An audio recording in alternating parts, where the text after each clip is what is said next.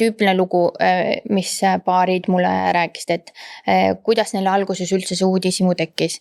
Et lebavad peale seksi voodis ja arutavad, et nii hea oli, aga äkki saaks kuidagi veel parem, midagi veel parem on, et kui sul on inimesega hea usalduslik lapp, siis sul on ruumi eksperimenteerida.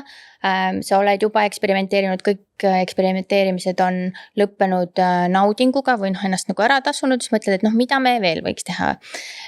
Ja kuna tegelikult kultuuris, hoolimata sellest, et see ei ole nagu just nagu seda ei peeta normaalseks või see ei ole nagu aktsepteeritav. Kõik keelatud on järjest kutsuvam ju. Kas ei ole? Aga teine on see, et sellest räägitakse nii palju, et see ei ole ka mingisugune eriti imelik asi. Ütleme, sa ei pea eriti pikalt mõtlema, kui sa mõtled, mida sa oma partneriga veel võiks teha pärast seda, kui sa oled umbes ostnud mingid riided ja mingid mänguasjad, siis see ongi üsna loogiline järgmine samm, et see on popkultuuris, see on filmides, me näeme seda hästi palju, see ei ole järgmine samm on siis imelik.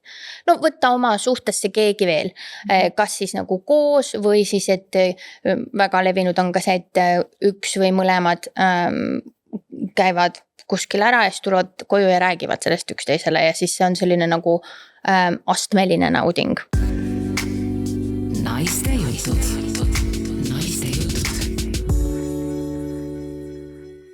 Armsad naistejutude sõbrad, see saade räägib kuumadest suhetest ja tuleb täpselt sama lahe ja elevil, nagu mina praegu olen. Sest et Kristinkaga on stuudios üks tohutult kihvt naine, kes mitte ei tea seda ainult praktika kaudu, vaid on seda teaduslikult uurinud. Tere tulemast, osaluskultuuri professor Katrin Tiidenberg. Tere tulemast. Tere tulemast, tere.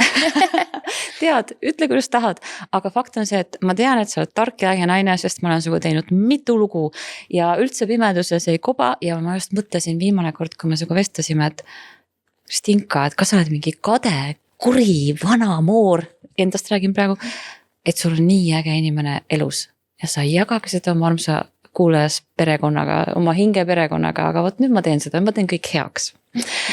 No võt, aga kui me läheme kuumade suhete juurde, sina oled seda lausa süvenenult uurinud, et kuidas inimesed käituvad, mis on nende eesmärgid, mis on nende ambitsioonid ja sellega töötanud palju aastaid.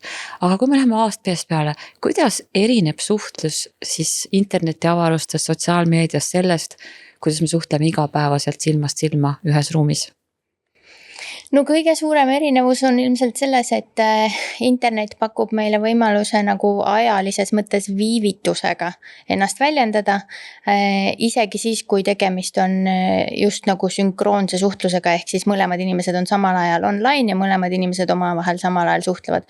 Aga kui nad ei ole samas ruumis, siis sul on võimalus pikemalt mõelda selle peale, mida sa tahad öelda või korrigeerida oma sõnumeid, mida me küll väga sageli ei kasuta. Selles mõttes, et see, ütleme siis nagu suhtlemise psühholoogiline dünaamika sageli on väga sarnane, ehk et kui meid haarab kaasa mingi entusiasm või uudishimu või põnevus või ka mingi negatiivne emotsioon, viha või ärritus, siis ega meil väga hästi meelde ei tule, et meie käsutuses on selline tööriist, et me võiksime just nagu kuidagi kaalukamalt käituda või ennast väljendada.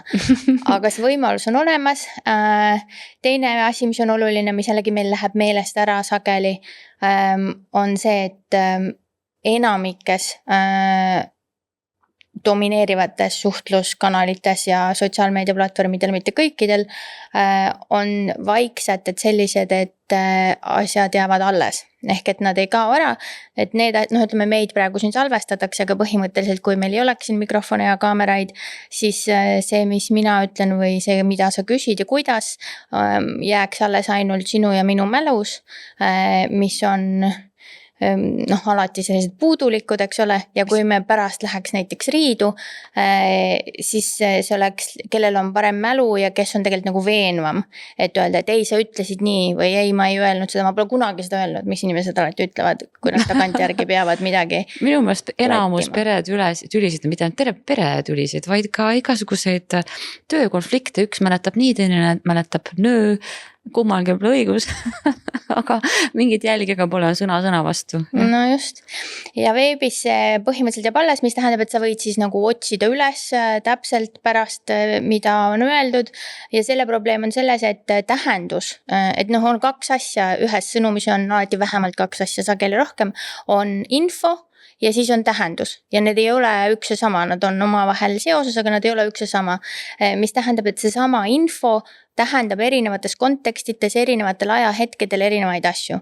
Ehk et kui ma lasen ennast siin nii-öelda nagu kaasa meelitada sellega, et siin on mõnus ja tore ja mul on sinuga tore suhelda, siis ma võib-olla ütlen mingisuguseid asju moel või ka sisuliselt selliselt, nagu ma ütleks oma sõbrale neid ja siis ma pärast lähen koju ja mõtlen, et tegelikult oleks võinud ju rääkida mõne teise aspektiga oma minast, ehk siis professionaalina või teadlasena või mida iganes ja siis jällegi sõltub see, et kuidas see sisu siit rändab on ju ja kuhu ta jõuab ja kuidas teda saab kontekstist välja rebida ja nii edasi. Ma annan endast parima, et sa tunneksid ennast väga mõnusalt ja ütleksid kõik asjad välja, mida sa pärast kahetsed, see nali muidugi sest et reaalsus on muidugi see, et Katrin, mina sind hindan ja armastan väga just seetõttu, et sa teed väga tõsiseltvõetavat, arvestatavat ja vajalikku teadustööd, aga sinus puudub see tahk, kuiv teadlane vaid sa oled väga elus, väga elulähedane, väga hea, parimas mõttes mahlane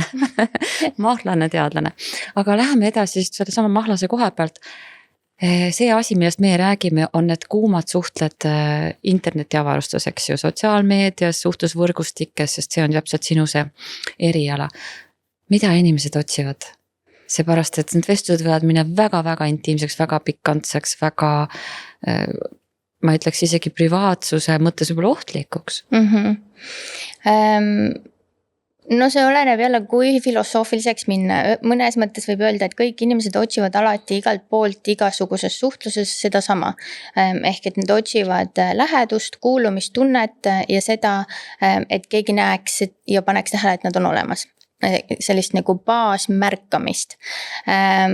Aga ja teine äärmus on see, et me läheme hästi praktiliseks ja siis ütleme, et sõltub millises rakenduses või platvormil, et mida ma otsin, ma ei tea, IHE-s või mida ma otsin Tinderis või mida ma otsin Facebookis, et inimesed võivad otsida suhteid, kas ühe öö suhteid või romantilisi suhteid või kedagi, kellega veeta oma terve elu koos.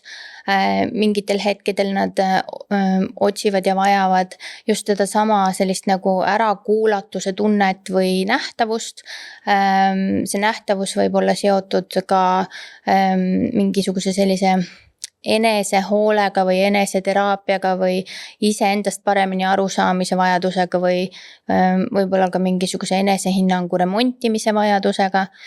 Mingitel hetkedel ja mingites kontekstides Eestis võib-olla vähem, aga rahvusvaheliselt teatud kontekstides nad otsivad infot, mis neil ei ole muidu kättesaadav. Suhete kaudu?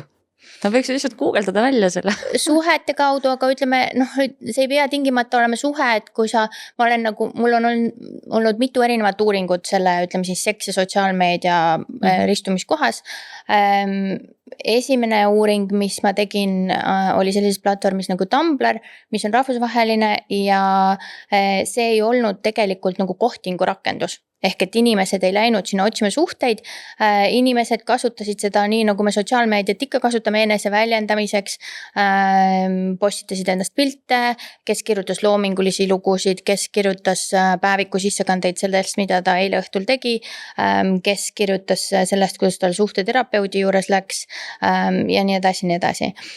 Seevastu, kui nüüd siis hiljutisem uuring, mis oli rahvusvaheline uuring, kus mina uurisin Eesti seksiplatvorme, peamiselt Liberty Centerit, mis tänaseks on LC Dating, mis on siis mõeldud libertiinidele, nagu nad ise seda raamistavad, aga ütleme, dominantne kasutajagrupp on siis